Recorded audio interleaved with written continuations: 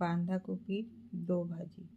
কেটে ধুয়ে রাখা বাঁধাকপি, কাঁচা লঙ্কা কুচি, বেসন, আন্দাজ মতো নুন, হলুদ গুঁড়ো, 1 চিমটে খাবার সোডা, কিছুটা জল দিয়ে শক্ত করে মেখে নেব। ঢাকা দিয়ে কিছুক্ষণ পর সাদা তেলে বড় বড় করে বড়াগুলো বানিয়ে নেব। এইভাবেই সব বড়াগুলো বানিয়ে নেব। এরপর একটি বড়া খুন্তি দিয়ে প্লেটে রেখে একটু চেপে চেপে চ্যাপ্টা করে ওই তেলের মধ্যে আর একবার ভেজে নেব। কুড়কুড়ে লাল লাল করে ভেজে নেব।